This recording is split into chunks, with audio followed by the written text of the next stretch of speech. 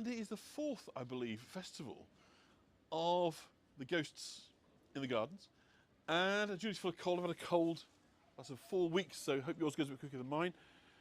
Starting today appropriately with a Roman soldier. I know the sun is rather bright, so I'm gonna kind of keep us moving. Really, what's kind of nice here, of course, with that light is we get a shadow, which you don't often get with the ghost. So kind of appropriately for York, of course, given that we credit the Romans with founding this fair city of ours, that the first ghost really here today is a Roman soldier. We can see him here stood with his characteristic shield, with the great metal boss in the middle, of course, and his helmet with the kind of cheek plate. So you haven't seen these ghosts before. They are... Sounds a bit quiet, does it? It shouldn't be. My microphone is not saying it's quiet, but do let me know if others are finding it the volume, and we can always stick another microphone on. But he doesn't. He looks like he's been stalked by his own shadow, which is kind of interesting. So just give me a sense, if you would, about the volume. And so you see he's got the characteristic neck guard on the back. Hello, Dawn. Glad that you are on board. Sorry to hear you experienced trouble. So, if you haven't experienced these, thanks, Sandy, in the past, really, they are a really kind of interesting sort of artistic concept insofar as it's kind of wire mesh, which, as you can see here, is layered up to sort of create this distinctive armoured look. Very much, obviously, redolent of the original kind of armour. So it's low here as well. So let's tell you what we'll do is we'll just bob on a second microphone, and maybe that will just help if the fault is with this microphone. But on the sound level, you see, I've got a sound meter down here because we are very much all mod cons. So if I put a second one on this side, not only will it hopefully get louder, we should be in stereo. And to be honest, it's not normally a complaint of mine of being too quiet. It's generally speaking, it's the other way round. So we'll just try and get that on. So put that on that side, and hopefully that will be a bit louder for you now. So in terms of sort of the ghosts themselves, the kind of an artistic idea is capturing, I suppose, a representation of York in the years gone by. And as York's kind of story starts with the Romans, it's appropriate for us to kind of start here, much later ago. And so, consequently, we've got kind of ghosts, haven't we, as both this idea of, as people coming back from the dead, as you might say, spooks, haunting spirits, apparitions, but also this sense of the ghosts as what's been left behind, those that have lived here, that have left their stamp upon the city, have helped it to evolve, to develop. So because the Romans, of course, were talking about the foundation of the walls, the grid pattern of the streets. We're talking about kind of the way that we cross the river, the way we go from one side of the city to the other, the kind of the shape and dimension of the Minster and so forth. So they've very much left their stamp on it. So I think it's kind of interesting to think of ghosts as both kind of this idea of the apparitions, but also as placemakers that either through their architecture, through their conquest, through their kind of buildings, through their sort of cultural kind of pursuits and hobbies. Often, of course, we learn a lot through archaeology, from digging in the ground. Isn't it beautiful? Look at that beautiful blue sky. You really couldn't argue with this weather, could you? But of course, we are in the midst of Little Luke's Summer. If you know what I'm talking about, I would encourage you to go back and find a tour from Hooton Pagnell where I talked all about St Luke's Little Summer, as well as explaining acres and furlongs and all that stuff. So if you want to know about St Luke's Little Summer, that's your place to go. But we are in the midst of it, and it's a period of lovely sunshine in the first few weeks of October. So the other way, of course, historically, that we kind of get this sense of ghosts is through art. And art has been the way, and if you think about it, before photography, art had a very, very kind of specific purpose, which was to capture likeness. And in many ways, once photography kind of came along, art was sort of left off the hook, wasn't it, really? It was given a different kind of role. It could start to be artistic, if you like. We could start to have impressions and ideas of things. We could start to be more kind of playful. But until photography comes along, its job really is kind of representation, isn't it? You know, the portrait, famously, of course, Henry VIII, wasn't he?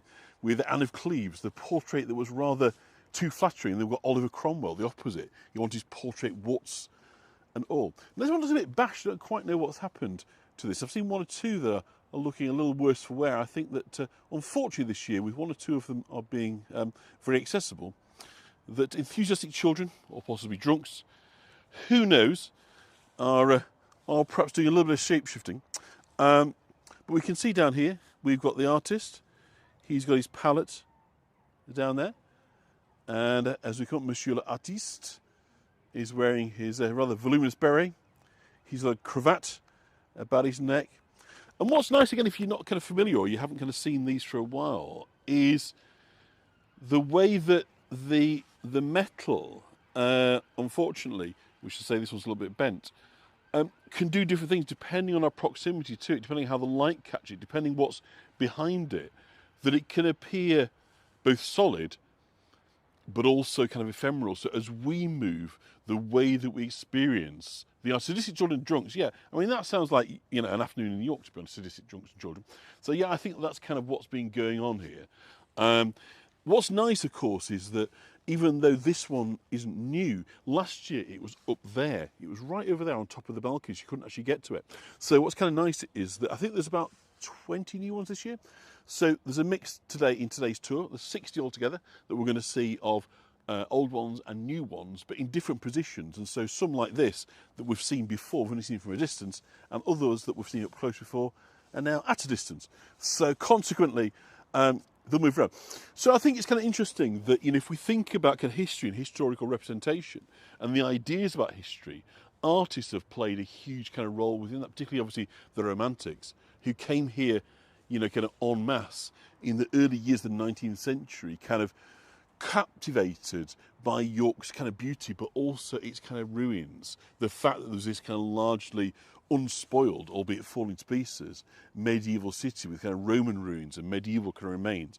And so they got to kind of play out their Arthurian fantasies, you know, kind of running around with wimples and the like. I think Marlena would have liked it here in those days, kind of dressing up, having fun, and probably lots of kind of rolls in the hay to kind of celebrate, you know, an afternoon's kind of playfulness. So, of course, this is not, you know, the Lowestock. They're too busy working. But for those that had this life of leisure, this life of luxury, and not only had to worry about what they were going to do that day, the idea of kind of dressing up and kind of hanging out and being Maid Marian or Guinevere down the Museum Gardens in York and being painted while you're at it, you know, was a kind of pretty funky thing to do for its time. So Monsieur l'Artiste could be sure of a few kind of commissions on those. People like to be painted in their kind of historical settings. So enough of that. Hello, Laurie.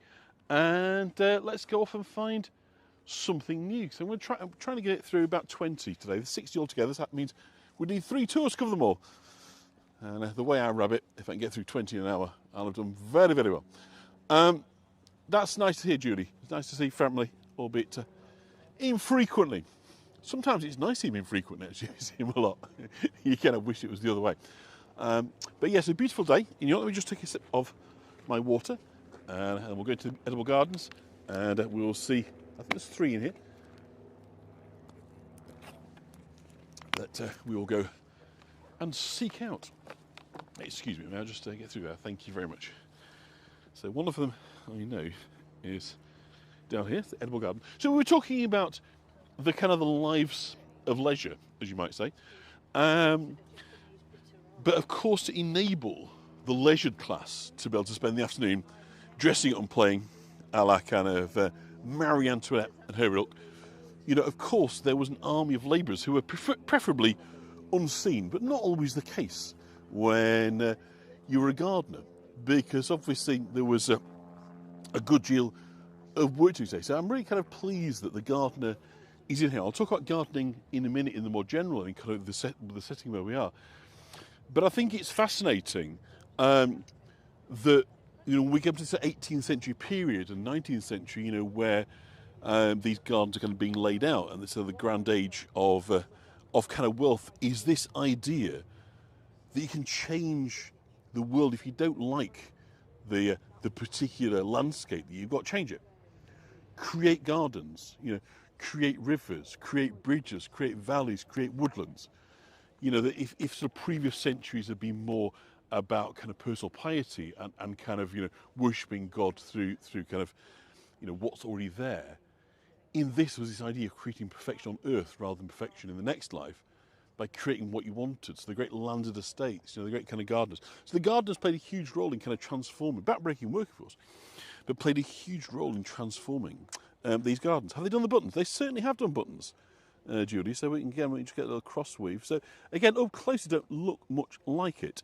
But pull it from a distance, and again, so you've got this thing up close, not far away, but pull back, and again we get these kind of different perspectives, and again you get this, particularly with the face. I think it's very, very interesting. The closer you get, they become ephemeral. You can't really see them too much, but pull away, and actually, before you know it, not only do you get more definition, you start to get very human forms of expression, which I find kind of utterly beguiling, kind of fascinating. And we have seen this guy before, but it's lovely to see them again. Must get a flat cap, absolutely, for working in the garden. I'm guessing that by his dress sense, he's going to be a Victorian chap. But as I say, let's never underestimate the sheer grunt work that it took of manual labour to make this happen. So let's move on. Let's go and see our next ghost. Hope you are enjoying today's tour. Plenty to cover and plenty to kind of get around. So we don't want to dwell too long on any one individual one. Otherwise, I'm never ever going to get through them today. And I've set myself a target to try and get us to see 20 in this hour, and so we'll see where we go. So this time, an archbishop. You'll see his crozier there and his mitre. So of course York has had an archbishop for over 1,000 years. William the Conqueror appointing his mate Odo, of course, back in the second half of the 11th century. But it had bishops going back a good deal longer, all the way up to the 7th century. Paulinus, of course, was the first who first consecrated the minster, which was built about 500 yards away from where we are now. 66 is no age, into your prime. So, of course, distinctively with the archbishop, with the bishop of the crozier, which is the shepherd's crook. And that's very deliberate, of course. All those references to sheep in the Bible and flocks. This idea, that a pastor, which also somebody who looks after pasture, is somebody who looks after the animals and rounds them all up, the stray sheep. And it's the wandering sheep, isn't it? The prodigal son, the one that wanders away and is brought back, that is more valued than the one that stays, which is a bit harsh, isn't it, really, in terms of the kind of message there. So do what you like and you kind of get treated better than those that kind of apply the discipline. But nonetheless, this sort of symbol of bringing back the lost sheep is kind of very powerful within the church. And the mitre, by the way, was high and pointed, so it could be distinguished from the hats that the Jews were made to wear. So in case you ever wondered why they wore the distinctive hat, it was to make it clear from a distance they were in fact not Anglican, that they were a Christian and not a Jew. So of course the archbishops have defined York in many respects. We've got the Minster, of course, which again is probably 2 or 3 minutes walk away from where we are now, which is the seat of the Archbishop of York. And there are but 2 archbishops in the country, one here in York and one of Canterbury.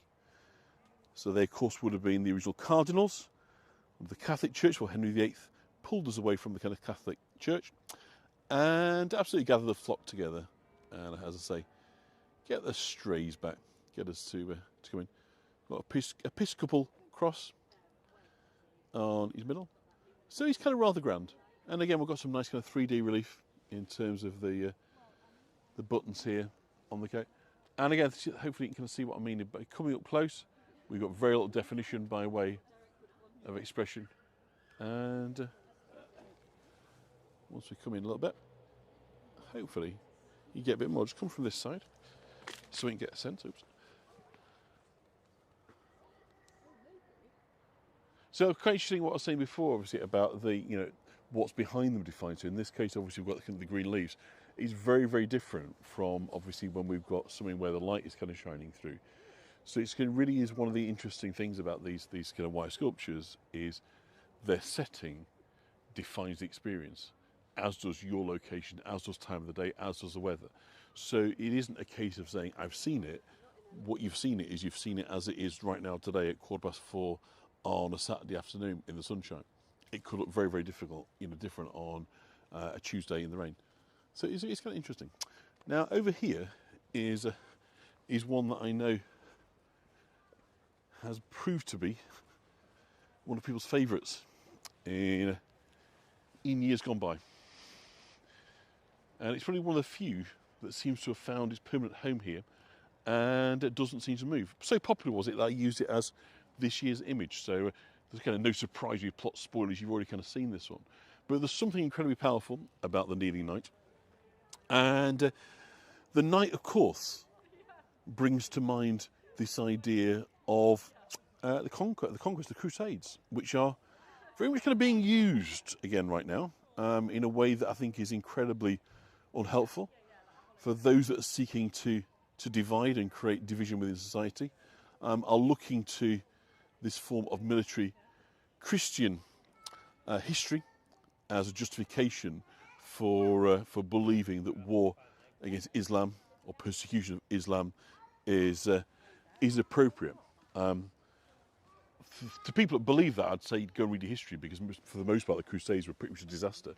They achieved very, very little, and for the most part they secured handing over what was known as Christendom to Islamic control for centuries, till to this day.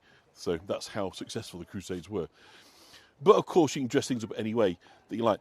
What's kind of interesting, of course, with the prayer is the location. I know I've kind of talked about this before, but for those that haven't sort of seen this in previous years, you've got a really interesting idea when the idea comes to the Holy Warrior. And you can see here his facial protection there forms the cross. And again, it's lovely that we get the bamboo through.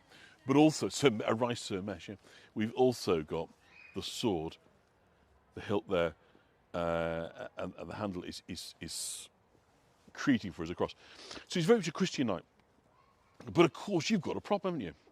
Which is that pesky commandment, thou shalt not kill. So how do you square that? How do you go away and be a soldier for Christ when you're not allowed to kill? Well, the answer to that is you get indulgences.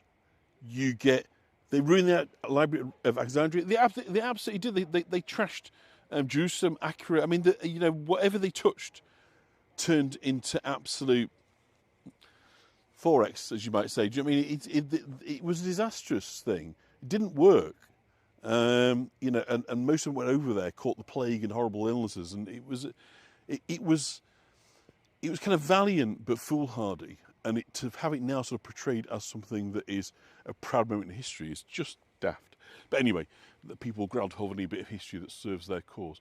So we do have yellow leaves. Yeah, absolutely. Got the bamboo here, well, Puri. So we're coming into autumn. So of course, as the trees stop producing chlorophyll, the plants, then of course the green stops being produced. So we get this array which you can see in the gardens.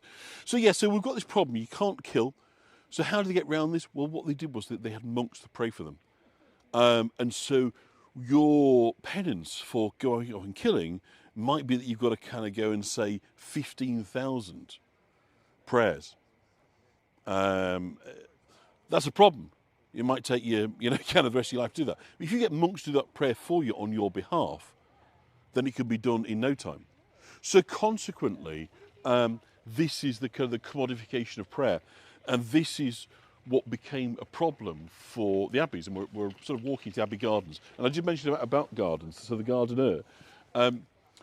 This area known as the edible gardens is a reminder of the monks' roles as herbalists and botanists, and everything in here that's grown would have been grown at one time by the monks, either because it's soft fruit, see over here, soft fruit vines, or we've got various herbs, various elements that were used for treatments, various flowers. You see it in front of us. I think this is echinacea. That's not echinacea, is it? But we've got various plants and flowers, rose hips, hops involved in kind of beer making, chamomile, of course, there was a treatment. So we've got absolutely. Did they absolve us via confession? Well, if we talk about the if we talk about the knights, then yeah, because they do penance. Dawn. So you'd be awarded a kind of penance, which is basically this is the price that you've got to do. I mean, William the Conqueror, his penance for the Battle of Hastings and the harrowing of the North was somewhere in the region of 200,000, prayers he had to do. So it was a lot easier to come and found this abbey over here with monks that could pray all the time for his soul, and they got through it in about 25 years. So by the time he died, hopefully, or from his point of view, hopefully, he was kind of good to go for his kind of place in heaven. But yeah, what's kind of fascinating about that then is you get, as I say, this idea of commodification of prayer, where what starts off as being monasteries as places of seclusion, of kind of pulling away from society, suddenly, particularly these ones here that are in the sort of centre of a city, they become very, very busy places, because in this period of time, okay, the Middle Ages, everybody is desperately keen to, well, more than desperately keen, everybody's entire focus, particularly the wealthy, is that the purpose of this life is to attain salvation in the next. So consequently, you've got this whole industry that is built up around saving souls. This is the business of saving souls. Thank you, Walpurgi. That's always nice that you can learn new words. Language is the best tool that we have, isn't it? And I think used well, it's like a musical instrument. There's no reason why we can't use language as creatively as we should. So you've got this industry of prayer. So consequently, the monasteries become these kind of repositories, if you like, where the output, the product, if you like, is prayer. And of course, prayer leading to salvation. So, at the sort of period of time before the Reformation, somewhere up to 1 in 4 people in some way, shape or form would have been associated with these holy houses. Now, a lot of them would have been workers or lay brothers who wouldn't have been actually been, in clerical orders, but nonetheless as employers and people that were supplying them, people that were kind of associated with them, people that were kind of farming, that were perhaps working there, helping them in terms of laundering, and not money, that's clothing, obviously, kind of producing, looking after livestock, producing cheese, making honey, etc., etc. There was lots of these ancillary trades. But of course, the main element was prayer. And so here we have a monk in his hood. And we know that this abbey behind us was a Benedictine, which means that they followed the rules of St. Benedict. St. Benedict was a 6th century Italian monk who basically wrote the code. St. Benedict, by the way, in case you don't know, was such he was a hermit, but he was seen as so holy that people were drawn to him like a magnet. They'd come and ask his advice all the time, which is a bit of a nuisance if you're a hermit. I mean, they made fun of it a bit in The Life of Brian, the hermit in the desert. Same sort of thing, whereby he's constantly getting pestered by people who believe that he's got this kind of hotline to God. So can you give me this advice, as you might say. So in order to kind of get away from this problem, he came up with a really neat solution, which is to basically build a series of abbeys. And so he created these abbeys, these monastic orders, and gave them these rules, which was basically take these rules, go and find that abbey, go away and leave me alone. So it's the kind of the greatest act of kind of, antisocial behaviour in history, created monasticism. But Benedictine monks then were still following these rules. But actually they were sort of seen as kind of fairly and surprisingly lax by later the Cistercians, by comparison, this kind of French order that became very popular in France and then came to dominate England, particularly the north of England.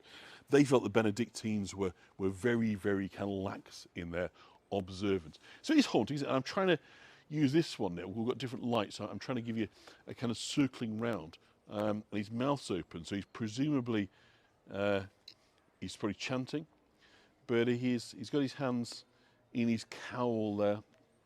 So I'm just going to pull back. I'm going to take a sip of water and just let you drink that one in. So we're in the graveyard of St. Olave's Church, which behind us.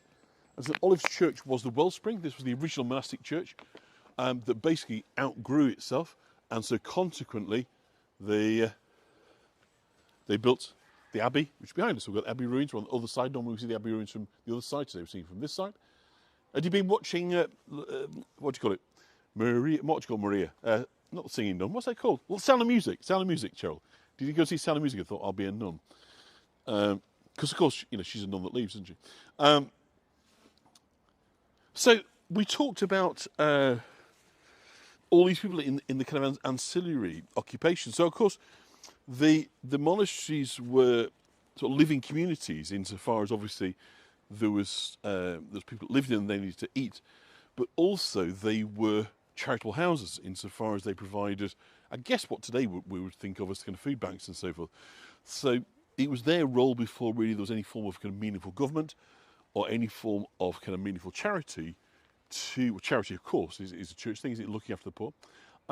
And so over here we have, I think we saw him, not last year, but the year before, this guy that I love, who is a beekeeper.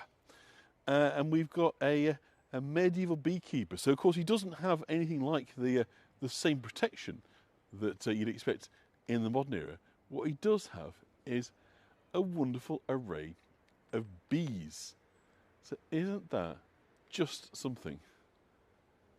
And, of course, it sort of does two things, really. The wire here, the wires that obviously connect the bees, but also kind of suggest the flight path as well, which I think is just amazing.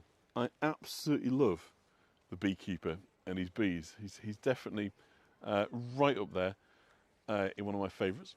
My cat was a squirrel. So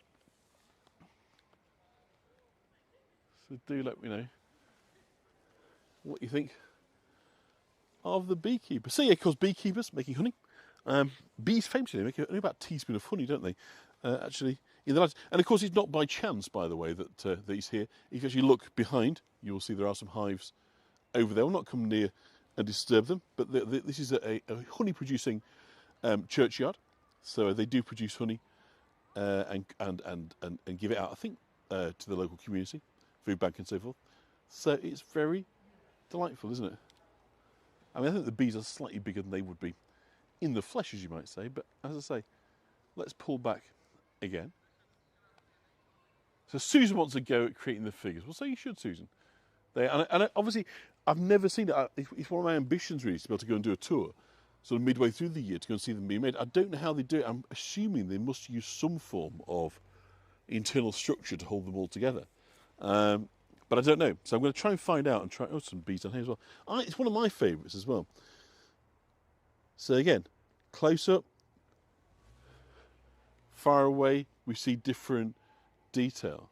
And again, if we see, look, his head there with the railings behind, we don't see so much. But if we come in and we get a more solid background, it changes. So as I say, I think it's a really satisfying art form. That's the term I'm going to use. There's no real facial definition, by the way, in this one, because obviously he's wearing a mask.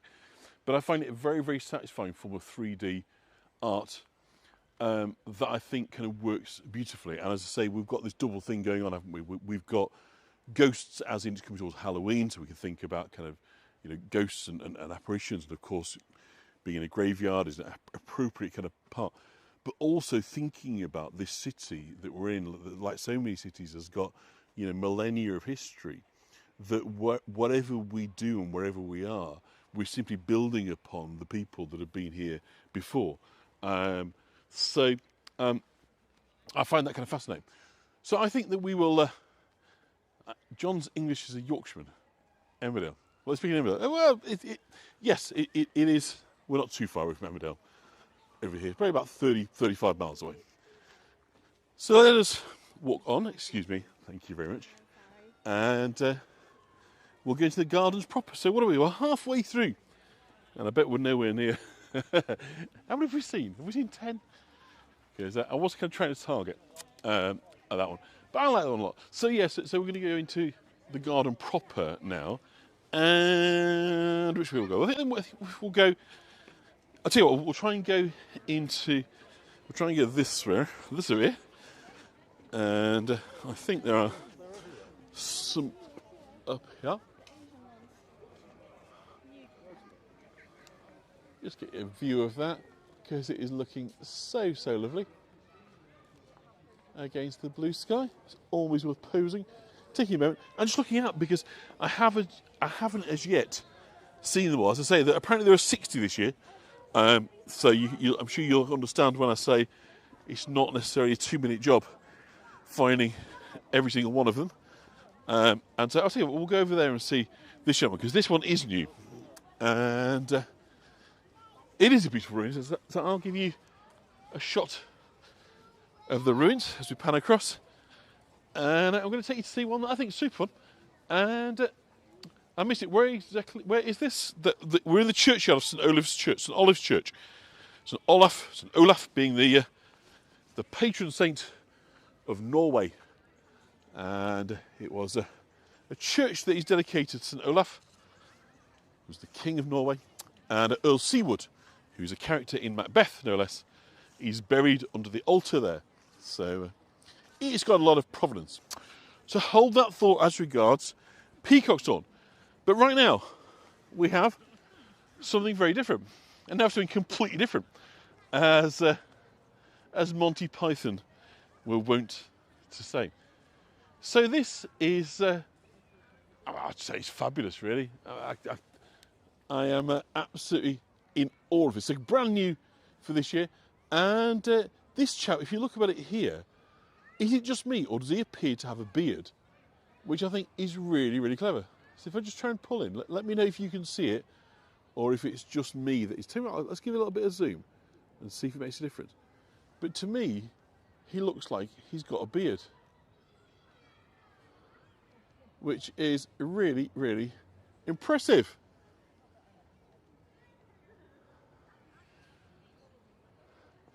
Hi, Linda. Late in the day, but welcome. As ever, well, it's not unicycle, Linda. It's a penny farthing, isn't it? Interesting. For a fun fact about penny farthing. So penny farthing, of course, for those that aren't from these shores, I don't really know, we'll call penny and a farthing because the front wheel, of course, much larger than the small wheel. So the two coins, a penny, 1p, like a cent, and a farthing, a quarter of 1 penny, much smaller. So that's what they were called. But it was almost right at the end of their use that they were given the name penny farthing. They just called bicycles during their time. Yeah, beard and moustache, yeah. So consequently, we think, oh, the penny farthing, but it's really kind of after the fact they were called the penny farthing. It's how we describe them in history, rather than how people describe them at the time.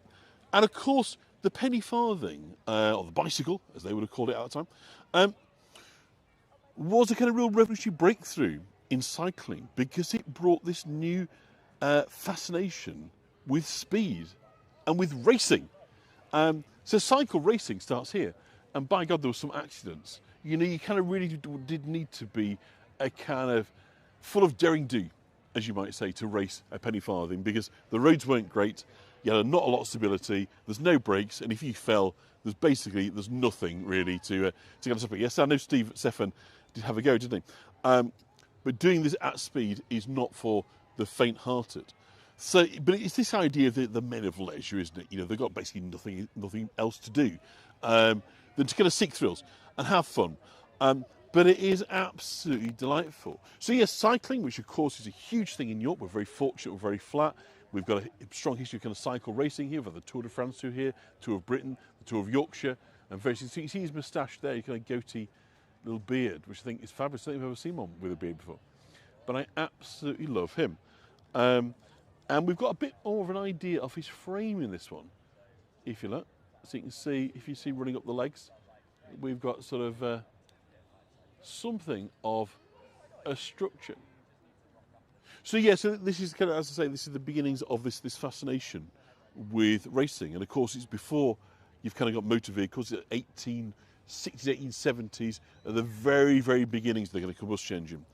So really one of the first forms, you know, of road racing was actually bicycle racing, like this chap here. So I like him a lot. He's brand new for 2025, and I think he is fabulous. But let's push on.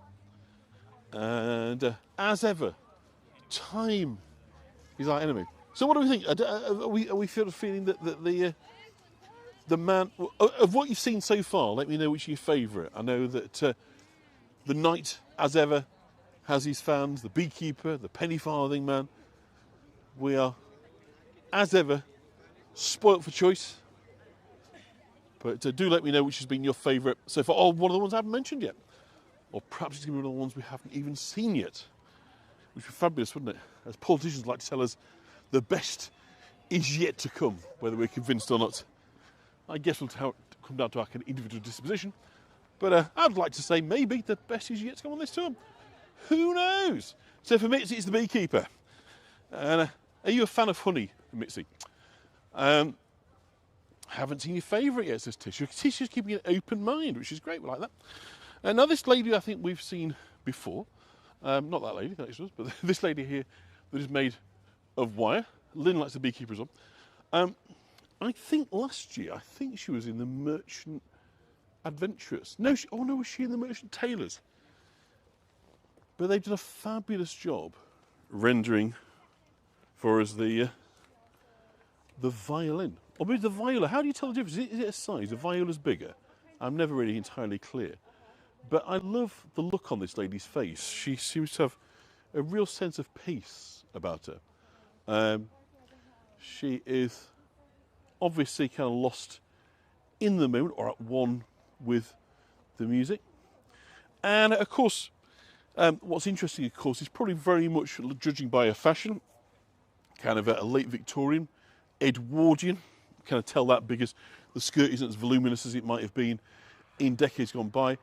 So whilst kind of gentlemen are finding their pursuits in the kind of the daring do and the daredevils of the penny farthing, women of that social class at a time when the hands are much more likely to find themselves being put to kind of cultural pursuits, more genteel occupations. Because of course the women don't do either.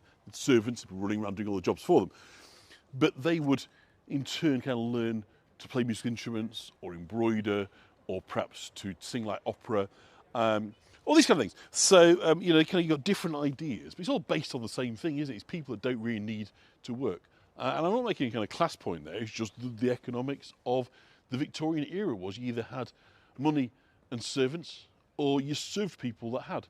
And there isn't really much, well, you're a manufacturer, but there wasn't much in between. You kind of got sort of two kind of classes. So the violin has become runny, so it just goes to show we are nothing if not fluid on this tour. And let's come in on this side so we can see, again, the way that the violin, and I love just that, look at that, the way that the light just changed, her body just appears to change as we kind of come round. I love this idea of it just changing according to what the backdrop is. I find it such a satisfying artwork in that point of view. But again, it's a really nicely done job, the curves of the violin, the bridge there. I think it's a bridge, is that right? The strings that we can see going across.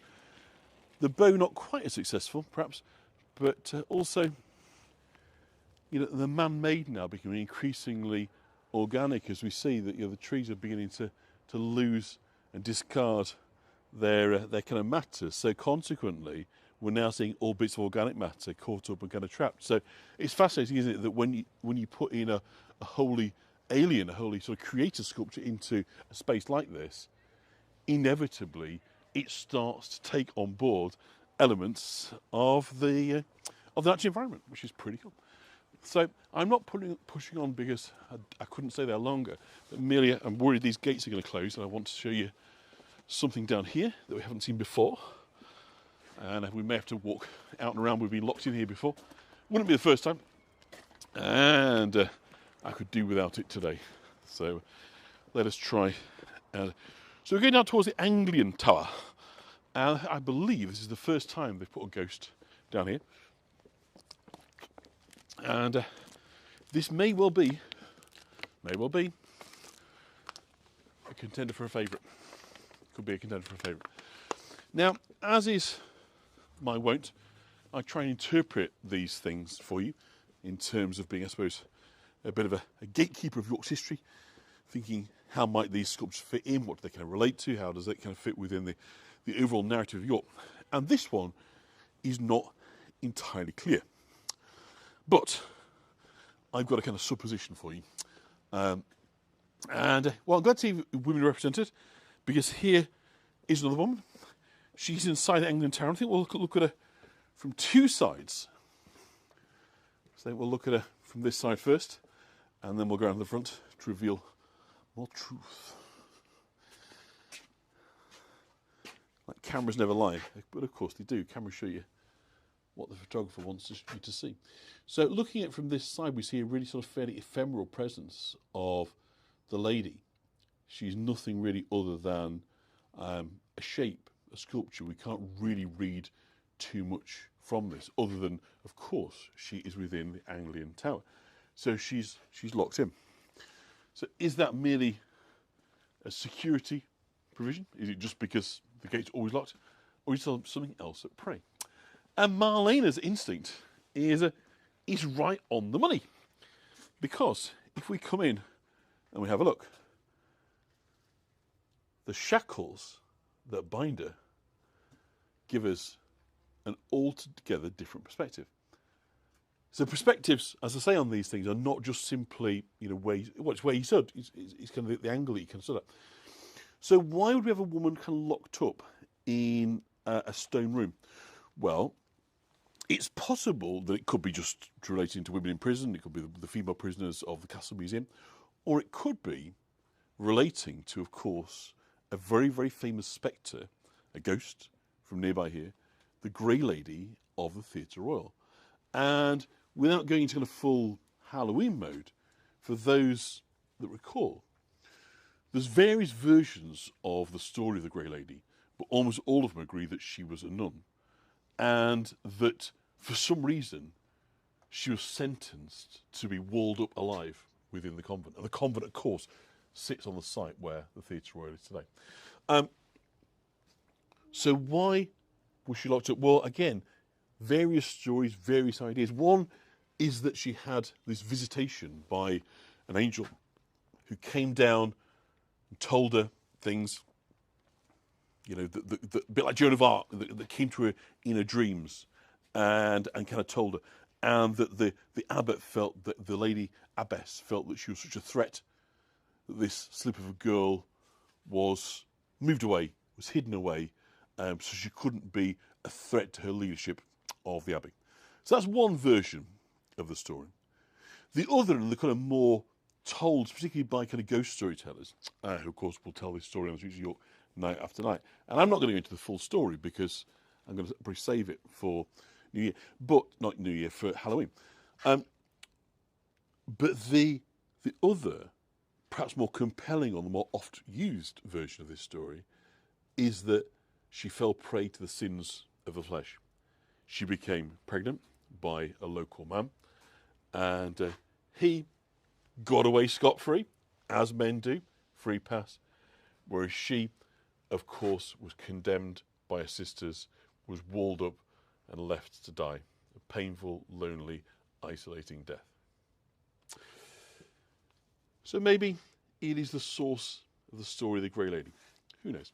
It could be, as I say, relating to the female prison at the Castle Museum. It could be simply the history of prisoners and female prisoners in the city. But I like it. And ephemeral is of it. So if we look in, we'll see that she's got a headscarf on. The head is covered. It's very subtle. Very little, by the way, kind of features. But very, very satisfying indeed. But time marches on. So let us move on to the next, because there's always more to see. Marlene loves that one. Well, who can blame you? It's fantastic, isn't it? And they're pretty cold in there as well. Not a nice place to be interred. But lots of stories about people being kind of bricked up. It was a kind of, it seems like a very extreme, but also very impractical. I mean, how many people can you brick up before your house becomes too small? For instance, you kind of like, writing off an entire room to kill somebody, which seems, if you're going to kill somebody, seems to be more practical and easy ways of doing it than that. But I'm not advocating capital punishment. I'm completely against capital punishment. But if you are going to kill somebody, walling them up seems a rather extravagant way of doing it. But as we're talking about people that had to face pretty nasty forms of death, the gentleman that we're about to encounter is somebody who was sentenced to the very worst the judicial system could throw at him. And that man, of course, well, you're going to know in a second who that is. He's one of York's most famous, infamous, there's a difference between famous and infamous sons, associated, of course, with, Lose your cupboards, absolutely, Dawn. It's a bit extravagant, I think. 17th century figure. We've got bags saying gunpowder. So I guess that most of you will have a sense that we are talking, of course, about Mr. Guy Fawkes, or Guido Fawkes, as they called him. A bit pretentious, really, Guido. He wasn't called Guido, he was called Guy. But when he was fighting against the Netherlands on behalf of the Spanish forces, he goes on Guido to sound more Spanish. It's a bit of an affectation. But we see that he has a broad brim hat, and coming back a little bit, he has the kind of gauntlets, and he has the look of a rather portly gentleman. So I don't remember him being quite so portly. And not terribly tall, but he is definitely a representation of Guy Fawkes. And yeah, I think you can tell by the hat of the sort of century that we're in, and we've kind of got the sash around the waist. The light isn't especially good in here, so you may be kind of losing some of the detail. And well, we've still got only 15 minutes to go, so I think we will leave Mr. Fawkes, no doubt come back to his story just a few weeks from now, because we are November the 5th, not far away from that, are we? So let's go back into the gardens and see how many more of these sculptures that we can see in the time that we have available. So I think what we might do, I can't go that way, they'll lock the gates. So we'll go back this way, and we'll start at the top. Yeah, it is, but the light wasn't great in there, Marlene. So as I was pulling back, he was sort of just blending into the kind of back wall. So obviously, as I say, the time of day and the light is definitely a factor in how you kind of perceive not only what's there, but also what your imagination adds. I mean, I think an awful lot of what we see here is a little bit of power suggestion. I'll say, can you see that? And, you know, to a degree, the very fact that I've said, can you see that? Some of you, it would suggest an experiment, will begin to see it not because you hadn't necessarily had before, but because I've said, can you see that? And because we're social animals and we like to please, our brains will say, yeah, didn't make much sense out of that, but now you said it, yeah, okay, maybe it is that. It's the kind of factor of sort of social behaviour. So, back the way we came. Thought we could get out the other gate, but we can't because that's locked. So here's the lady with the violin. Once more, and now we'll go. And if I remember where it is, I saw it the other day.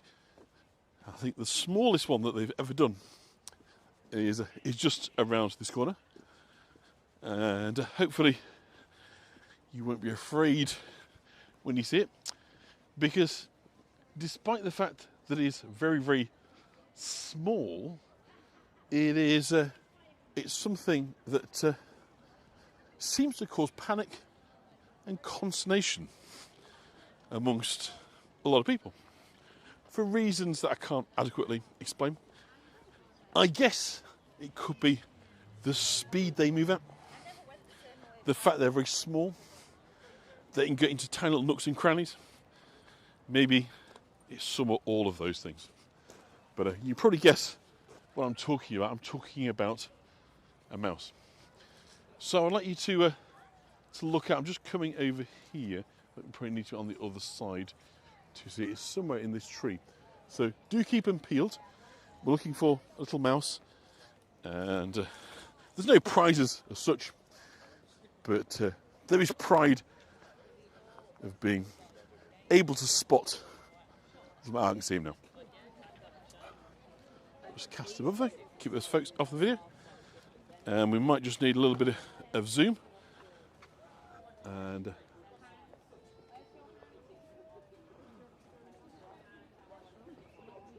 I think the grey backdrop there. In fact, just turn around if I can get. Ah, there we are. That's better. Can you see? Hopefully. So, hopefully we've got nobody on here that is terrified of mice, of mouses. Mice, isn't it? A mouse or mice. If so, look away now. But I think it's super cute. It's absolutely delightful. It's the smallest one that I've seen. It's certainly the smallest one that I've found. So that might be a sort of slightly different thing. Is it not? So there may have been previously smaller ones around, but I think that's definitely the smallest one that I found. So if we've got anybody on here that that is worried or scared of mice, do kind of let me know if that's the case. I'll try not to dwell too long, but I think that he is super cute, so well done. And when we think about the sort of comparative scale of the guy on the penny farthing, or we're not going to see it today, but we will on the future tour. The Howman and his horse. If you think about it, so I'm on such zoom, it's hard to hold still. To think that you can do the same thing on this kind of micro scale is absolutely delightful. But as I say, I'm right up on zoom, so I'm going to zoom back out again. But yeah, it is a great tree. So hopefully now you can see him. You should be able to keep him in the centre of the picture. Midge the mouse. I don't know, Midge. Mary Mungo and Midge. Yes, I remember that. I remember that, Dawn. TV show. They used to go up and down the elevator, didn't they? They lived in a tower block. So there we go. Let's go. Aha. Now, another one we saw last year, but is back. And I think he's in a proper location this time for reasons I'm about to explain. And it is a bird. It is a majestic bird. It is one of the most majestic of all birds. And it has got a particular relationship to these very gardens that we're in. And that is, of course, the peacock. So there we have the peacock. And, of course, peacocks are always males. So if you're a lady one, it's a peahen. But you would never mistake a peahen for a peacock, for the simple reason that in nature, as is so often, it is the male that has the great coloration. So unlike the human species, where ladies might dress up in colours and makeup and this, that, and the other, and colour their hair, in nature it's almost always the other way. It's the male, and it's obviously a sign of their virility and their good breeding stock. So the bigger and the brighter and the bluer the feathers are, the more they are seen as a desirable match. And of course, if you ever heard them, they are incredibly noisy indeed. And up to, I think, 2001, and for those that are local, or those that came to York during the 70s, the 80s, the 90s, will know, they wandered around in the museum gardens. It's beautiful, isn't it? It's such a fantastic, and again, it's very different. So I don't know if we have different artists that are working on these, but almost I'm beginning to sort of see different kind of styles in some of these kind of details. So we've got very much like the wire of the beekeepers in here, haven't we? As well. So it makes you wonder if there's kind of 2 or 3 different artists, but that, you start to think, actually, I can tell who's done this, not by name, but I'm going to say, looking at these. But again, we've got both kind of like suggestions of roses, but also going back to suggestions of the crozier of the Archbishop. So, because when I saw this, I thought, oh, what if the Archbishop person did this and the beekeeper? Thank you, Linda. That's lovely. So yeah, so they nested just over here, and you could hear that. If you haven't heard their cry, you should definitely go on YouTube and kind of put it in and go, the call of a peacock, because it is so noisy. It's almost deafening. And what's fantastic as well is because they were here and they were free and they wandered around, the gate is just sort of over there. And they'd wander out into the roads and regularly, I mean, obviously, I would say regularly, I mean, often more than once a day, they'd just wander out into the middle of the road and they'd just stand there, traffic would kind of stop, they'd sort of look around, they'd display their feathers, and then when they felt they'd kind of done their bit, they'd put the feathers back and they'd wander back in the garden, and kind of York would start again and the traffic would start again. But this was a daily occurrence. This wasn't anything out of the ordinary at all. This was called living with peacocks. And I think there was about maybe 10 in here when I was a kid. Obviously, over time, they began to die off and they were replaced. Gift from people of China, I believe, originally. So yeah, let's kind of move on, because we are near the bottom of the hour, and there's a few more.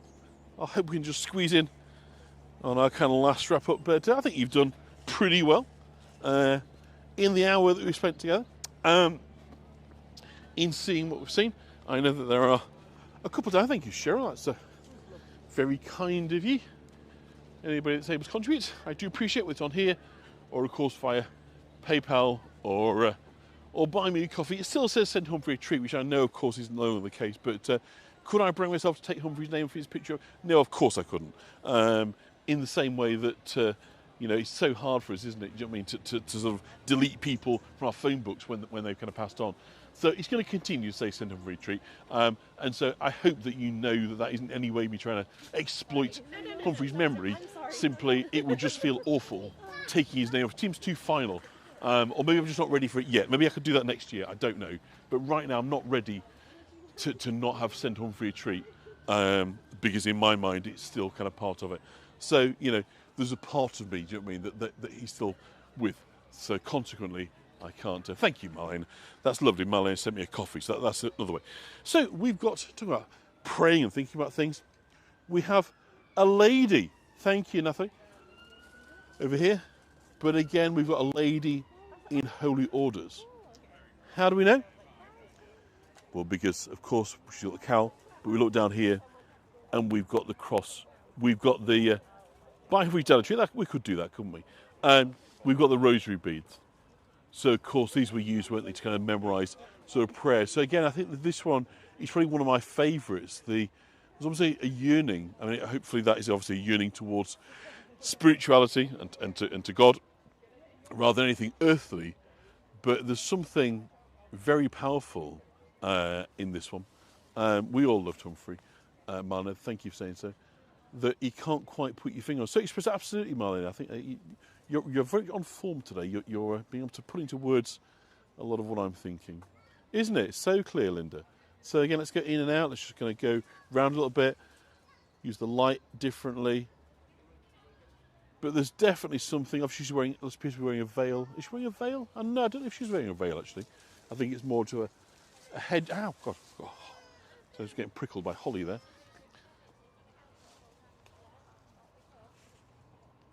But yeah, she's definitely. Or maybe that's what the Grey Lady looked like before she got herself in trouble, as you might say. Maybe that was the look that did it for her. But I like her an awful lot. A wimple.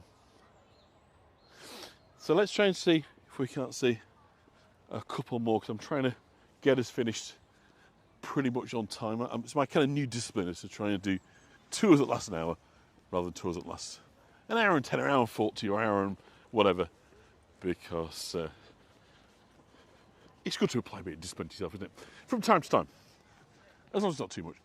And the next one, which may, of course, actually looking at the time, be our last for today. Don't forget, we haven't even seen 20 and 60 of these, so there are going to be more tours. So we can always pop back to the gardens to pick up ones that we've missed. It isn't a case of that's that.